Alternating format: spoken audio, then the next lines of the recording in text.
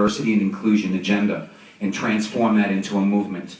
And how do we lift it so that the secret ingredient is about respect, regard, and dignity? That's why there's nothing more befitting than for us to be here today at the UN. The UN, based in 1945, was to bring people together from around the world so that they could talk about world peace, so that they could talk about improving the quality of life, so they could break down the brick and mortar that separated us and find a common theme that would unite us, that would make us cohesive, and make us rally together. And that's what WDLS is all about. It's about us standing on the line, making it real, and sometimes making it raw. So here's a few stories I want to share with you. This is a story about a 5-year-old kid. His mother dressed him up one day, and he was going to his kindergarten. And she had just seen John Kennedy Jr., and he was dressed in little blue shorts, a blue blazer, white shirt, blue bow tie, blue knee socks, and black shoes. And she sent this kid to dress the exact same way to kindergarten. And he thought he was the smartest, brightest little kid in the world, and he was going to show everybody he knew his alphabet, he could count to 25, and he could do all these amazing things that most 5-year-olds couldn't do at that time. The time was 1962, 63, around there. And off he went to school, and that time they let him out at 11:45 to go home. And there weren't buses in those days, because we didn't believe kids were going to be kidnapped. So that kid was going home, and on the way home, in the schoolyard, there were a number of 4th graders that were there. And they beat the bejesus out of this kid. They called him names that he didn't understand. They kicked him. And he sat there, and he ran home, and he cut that suit up with a vengeance. But he learned relatively young that the world is not kind, and it can be sometimes cruel. That labels can sting and can hurt.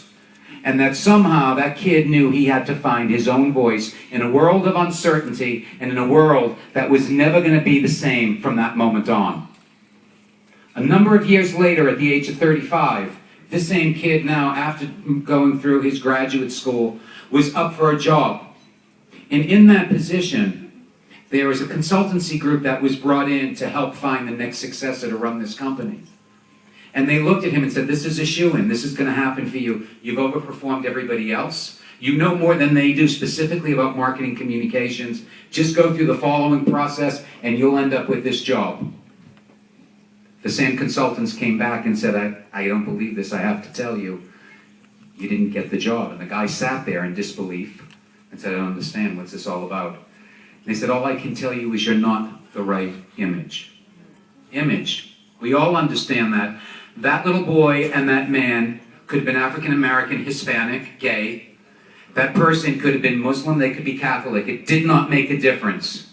What made the difference is that person clearly understood that his journey was not just about a career. It was about breaking down those walls and huffing and puffing and making sure they all fell down and that the glass ceiling shattered. And step by step, as that person gained their own momentum, found their confidence, and found their voice, they turned into the man that you see today. So I sit here and I say, completely exposed and raw. We are in this together. This is about celebrating diversity. It's about celebrating the differences that open our eyes beyond our experiences and let us see the world very differently than we've been exposed and we've been taught. It's about walking into a situation without prejudging anyone and letting them be and putting our arms around those differences and making them feel welcome and wanted. It's about changing the world. Martin Luther King had a dream. That dream turned into a movement. Rosa Parks sat on a bus. She didn't utter a word, but she spoke volumes. We need to be able to break down the divisions of diversity, rally around this sense of inclusion, and make sure that people understand what they thought were minority segments have collectively evolved into the new majority. And we only do that when we're united, when our voice is thunderous, and we speak the same language. So I look at WDLS and I say, thank you so much for everything that you've done.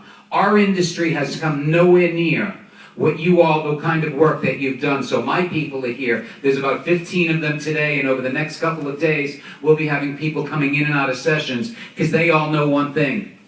Take the best practices and the learnings that everybody else has been doing for 20, 30 years and come back and let's learn from everything that they've done so we can make our organization a special organization that anybody, anytime can walk down the hallway and see somebody like them in the highest rank and file that says you belong, you can, now do it. So from me to all of you, thank you very much. And let's have a really successful WDLS session.